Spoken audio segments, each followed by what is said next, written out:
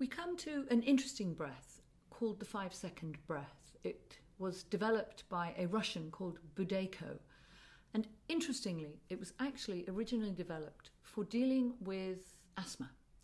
The breath is found to stop asthma instantly. And I think it's interesting to have looked at all the different breaths that I've looked at over all these years and to recognize that sometimes we breathe too deeply, because the very deep breaths are very hyper-stimulating, and the very, very gentle breaths, when the breath really, really softens into an almost imperceptible breath, where you're breathing so gently that if somebody was watching you, they might think, are you actually breathing? When this happens, it's very interesting as a yoga teacher to be teaching this, because obviously in yoga we're traditionally always kind of hyperventilating, and that's exactly what it is. We're breathing so deeply. This Russian breath I started learning about because of wanting to increase my DHEA. So DHEA is a very interesting hormone because it's the opposite of cortisol.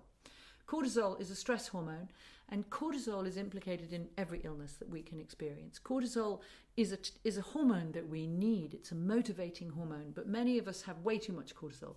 We're constantly anxious, we're constantly worried, we're constantly stressed. And if we look at, let's imagine cancer, let's think about the menopause, let's think about states where we're very stressed.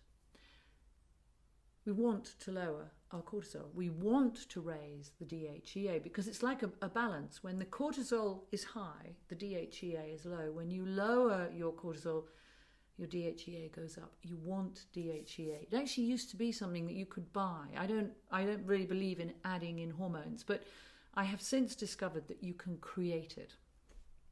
It's a very simple breath, but it takes a while to master. You breathe through the nose, very, very gently through the nose. And you may only initially be able to do a 3-second inhale and a 3-second exhale.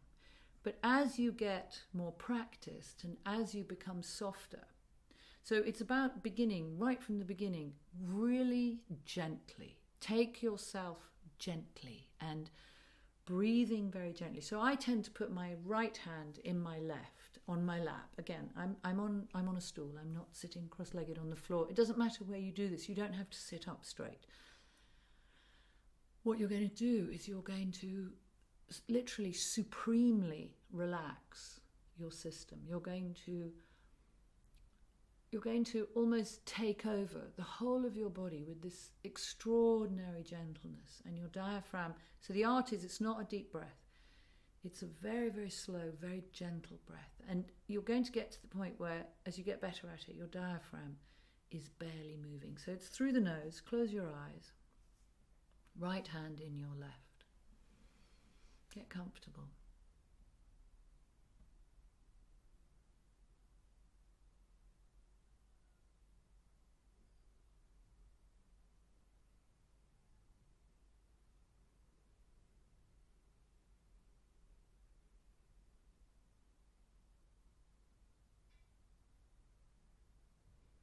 So notice, let me talk to you while you breathe really gently.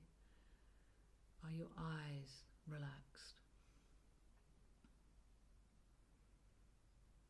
Are your ears relaxed? Is your mouth soft? Is your throat soft? Are your shoulders soft and gentle?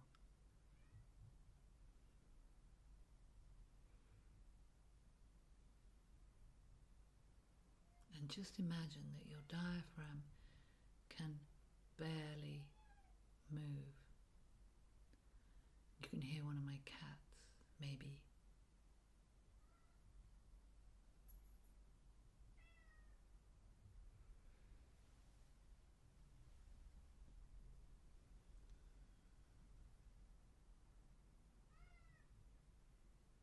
You can probably definitely hear one of my cats.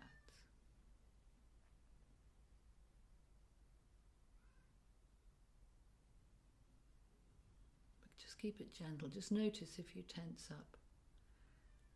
Just soften again. Really gentle.